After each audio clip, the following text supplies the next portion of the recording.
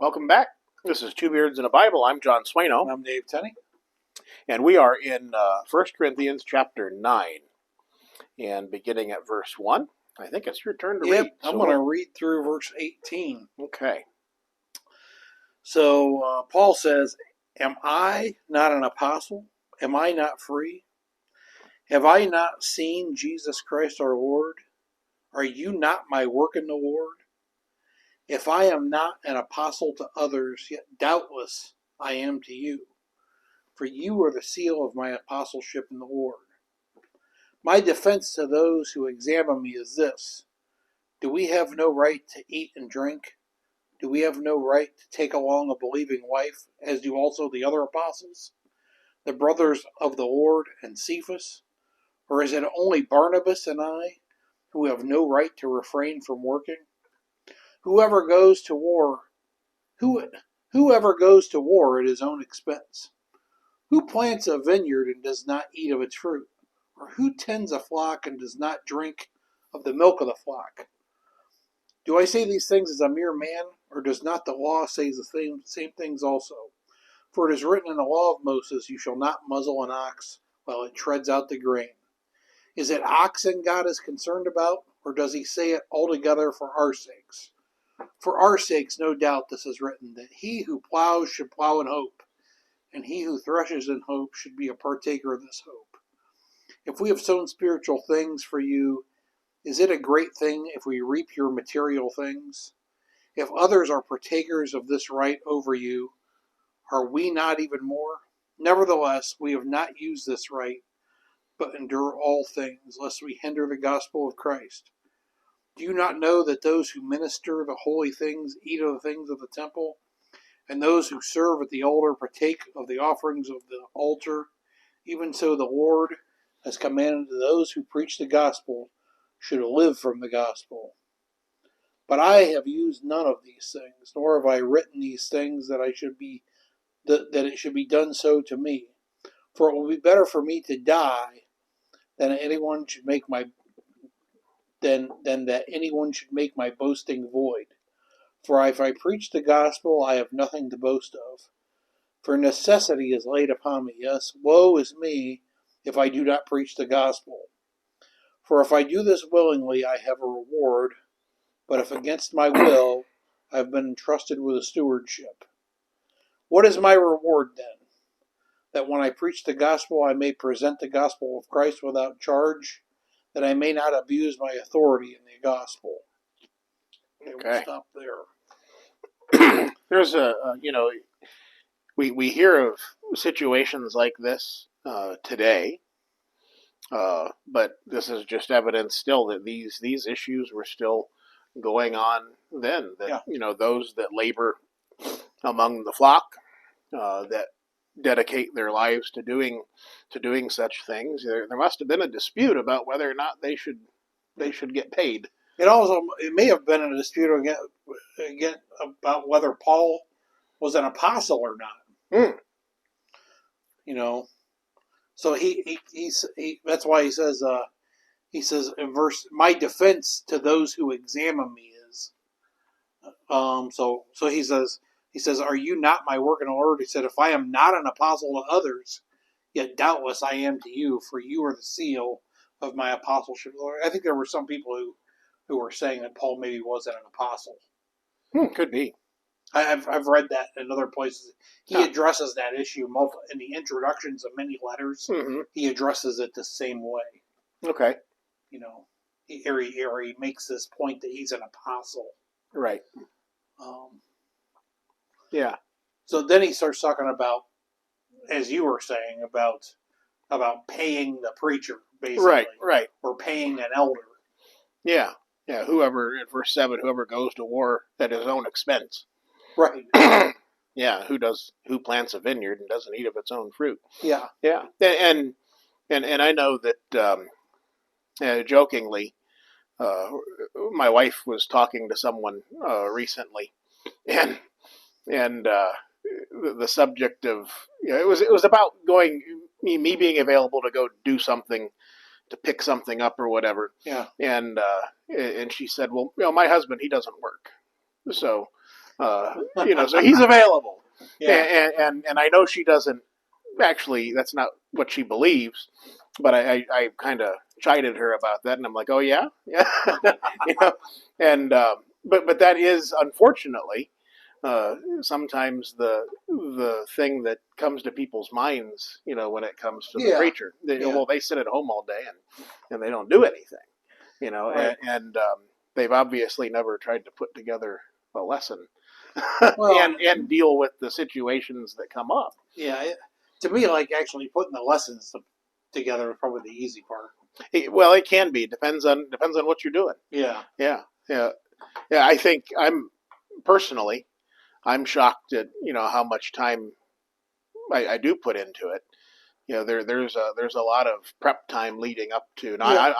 I'm the procrastinator that Saturday night is putting everything into outline form. Yeah. But there's a lot of work that goes on during the week that is in preparation. In my own style of getting ready and thinking Yeah. things through. And Well, like you teach classes and all. I mean, right, you have 2 classes plus a couple of sermons right. every week, so you got a lot of material to prepare. But even beyond that, there are things that come about throughout the week with the brethren and things that need to be handled, and business of and the for things you that have to go being on. an elder as well, There's so that is something that perhaps was going on. Well, it was going on in the first century, and I guess I'll mention that I've been blessed, and I don't have, to my knowledge, there's no issue like that. Yes. Where I'm at, I mean, Yeah. the people are wonderful to me, and it's never been an issue. May it never be. But as we think on these things, this is the example of what it's supposed to be. In fact, where does it say this? Where it says that he should. There we go. In verse 14, even so, the Lord has commanded that those who preach the gospel should live from the gospel. Yeah. There's some wisdom there. Yeah. What can a preacher take a secular job? Yeah. Might it be necessary from time to time? Might be. But what's the speaking like Paul was earlier, with the knowledge of the wisdom of the Lord, what could be the issues with a preacher taking a secular job? Would it be better for them not to? Would it be better that they have? I don't think you can even you can express it that way. Yeah. I think like you could say, okay, so if a preacher takes a secular job, well, on the positive side, it puts him in contact with more people. Mm-hmm. It gives him more material because he's around people all the time. Could be. On the negative, it takes away from the amount of time he would have to study. Right. It takes away from the amount of time he has to actually, work with the brethren in teaching. Yeah. And that's really, the major part of the job. So, pluses and minuses. And with verse 14 there, even so the Lord has commanded that those who preach the gospel should live from the gospel. It doesn't say that they can't, work otherwise. Right. So we can't go that far to say that they can't. And certainly Paul, when he came into Corinth, worked as a tent maker. Right. So, I mean, we've got examples that, you can. Right. But I would link it. I think there's wisdom in linking it back to the thought of like of whether or not to be married or not. If you're single, you don't have all of the issues that come about as a result of that relationship. Right. And I would fast forward to here and say if you're able to get an income from the gospel, that would probably be better and less of a distraction than otherwise. Yeah. And I sort of speak from experience. Because you've done it both ways. Because I've done it both ways. Yeah. And I can tell you that, in my case, owning a business took a lot of time. Yeah. It was the lion's share of my time. Yeah, so I preach part-time. Right. Right. So I like you used to. Right. Yeah, it is. if I do it every week, it's a lot. It's basically uses up every Saturday. Right. Because I have to devote that day to preparing lessons. Right. So, and it's fine because it actually forces me to study. Yeah. So, but to your point, I mean that there's some validity to the idea that it puts you into contact with more people. Perhaps if you're working in a public setting. Yeah. That's one of the things that you can say that I miss about my previous employment is that I got to talk to a lot of young people all the time. I got a guy that works for me right now, and we have a Bluetooth radio in the back, and I said, I told this guy, I said, you can turn your radio on back here. He goes, no, he goes, I have to redo my song list. He goes, I got a lot of songs I couldn't play around you. This guy's known me for a month, but he already knows how I am. Right. So, So that's you can let your influence be around people. That's what I'm getting at. Yeah. And that might be that's also, a good nudge in the direction that, we have to put ourselves in situations, whether it's through a job or not. We have to put ourselves into situations where we are interacting with it. We can't hide in the cave. Right. Galatians 6:6 says, let him who is taught the word share in all good things with him who teaches. Mm-hmm. So it's kind of a similar verse. Right. So, and so I preach, and I don't get paid everywhere I go. Right. Actually, of the about half of them will pay me. Okay. And actually, you know what? I'm fine with that because I actually don't need money. Right. I mean, I make enough at work that it's not a thing I have to have. I don't need it. Right. I appreciate it. It's really awesome. Right. But it's not a thing that I need, and I don't even ask for it. So. Right.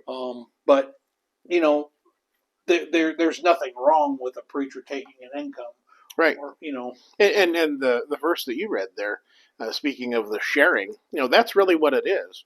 The brethren, should want to share in all of that good work that is done through the church.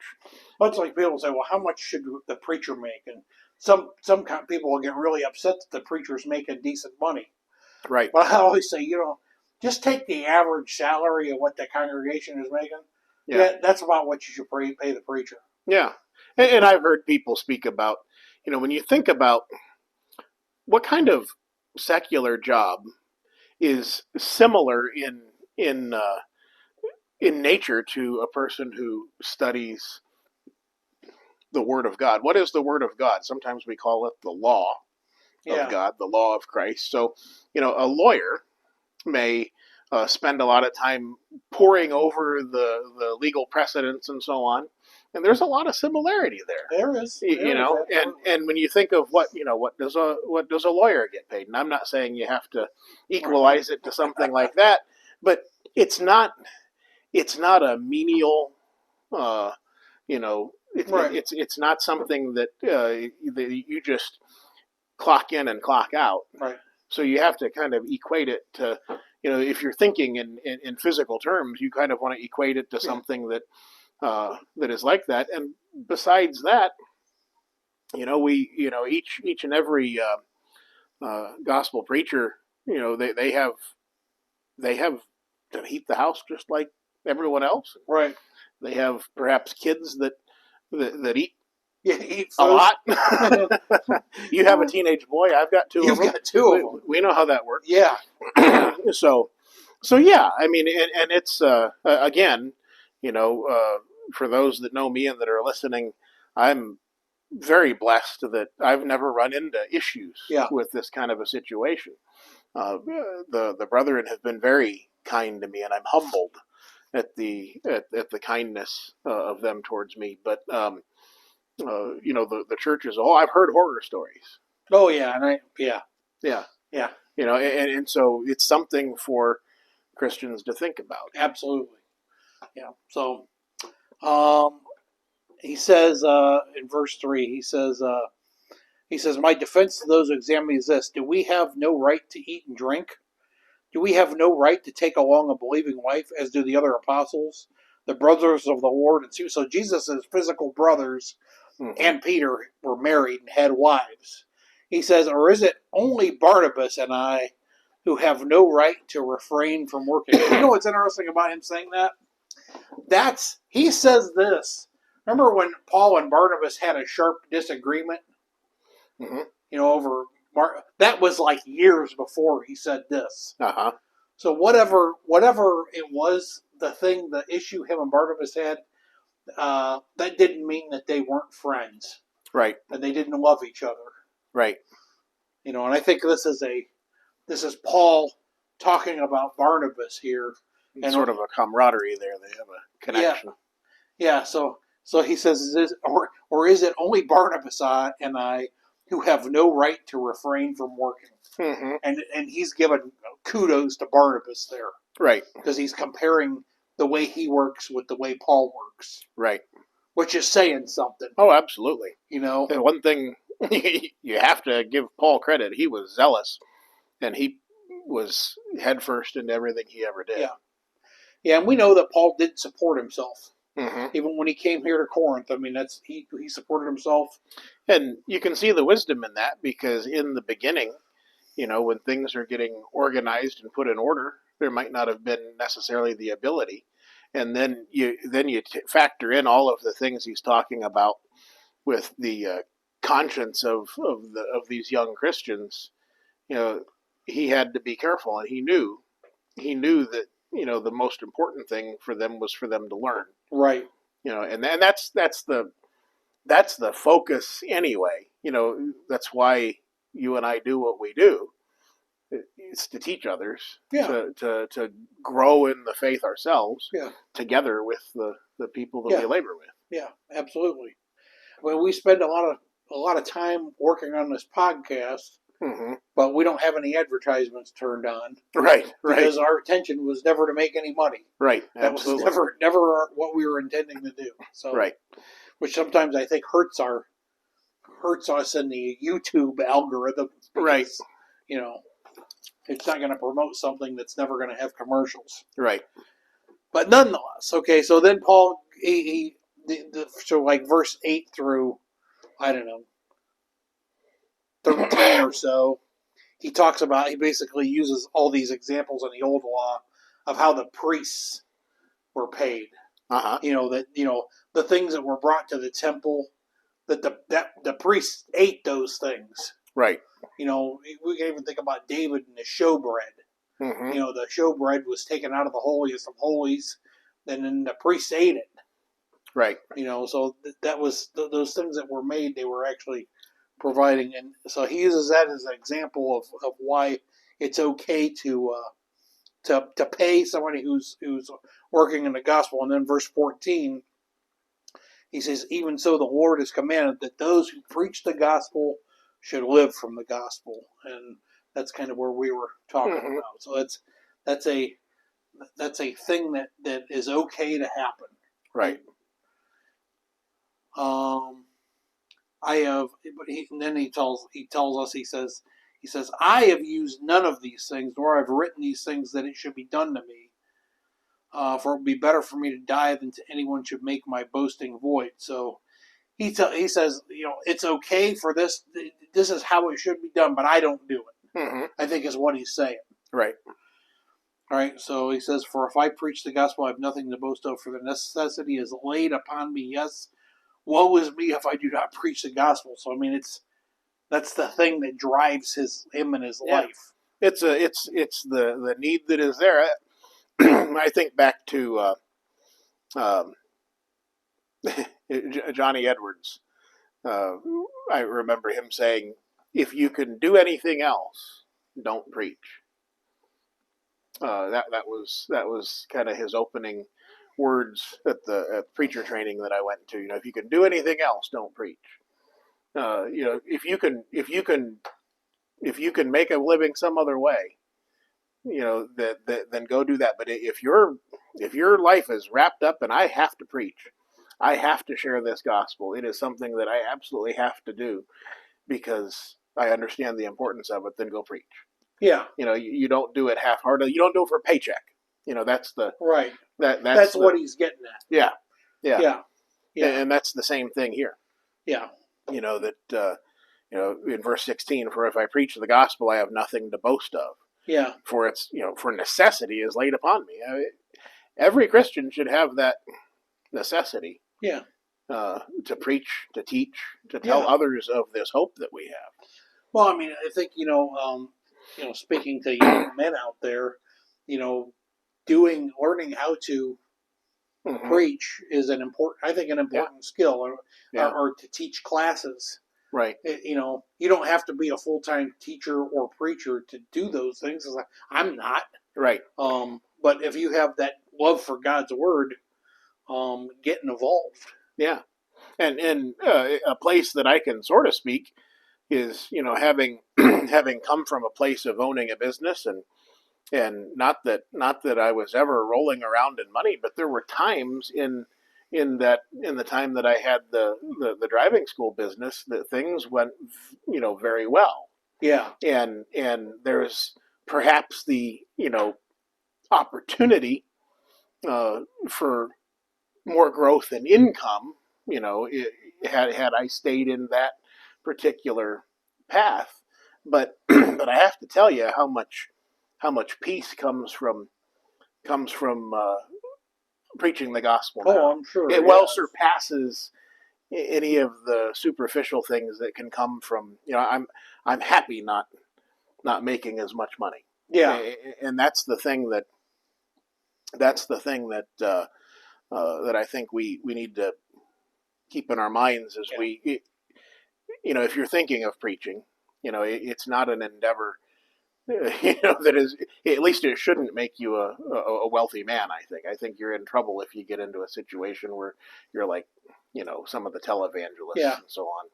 Yeah, I think some people will say, well, the preacher can't take a vacation anywhere. Right. I mean, there are some, and I had personal dealings with some brethren who get, their underwear in a bunch over this sort of thing that, they think the preacher should just have to live hand to mouth. Right.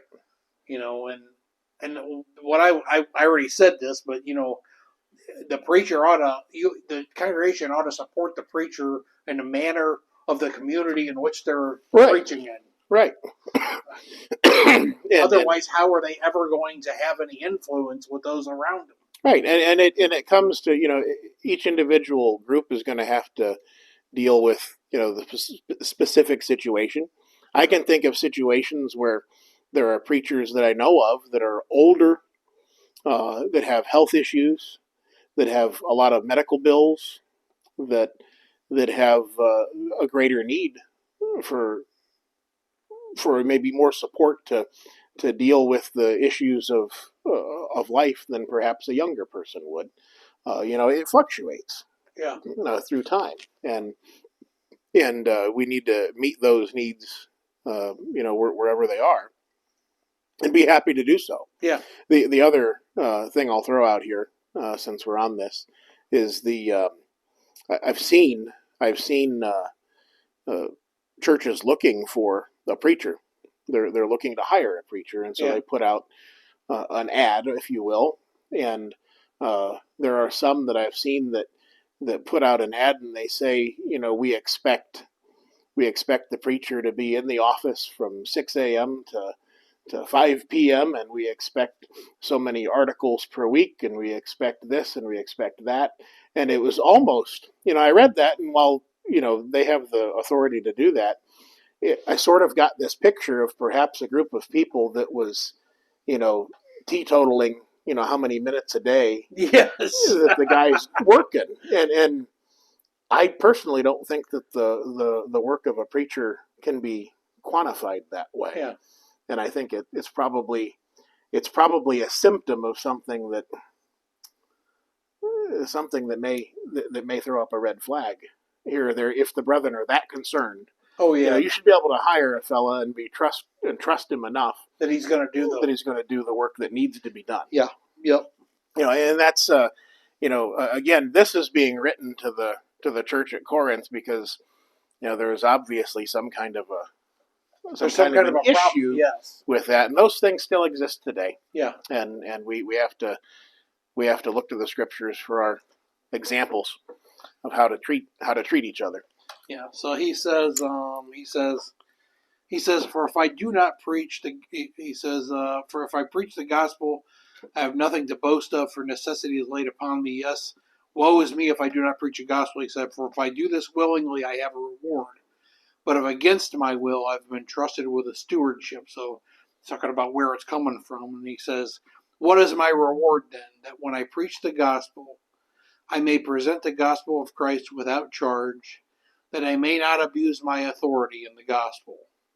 So that's kind of wrapping it up what he's saying. He's giving it away for free. Now Paul had some authority that today we don't have, right? Right.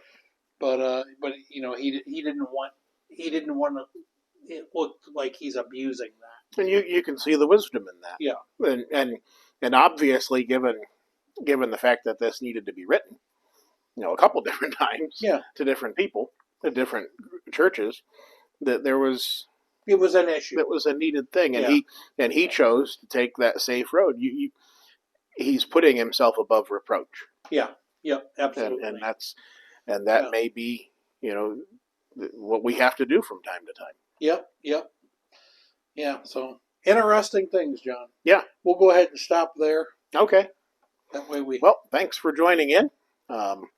I think we probably talked quite a bit there. Hopefully it was edifying to you. Yes. We'll see you next time.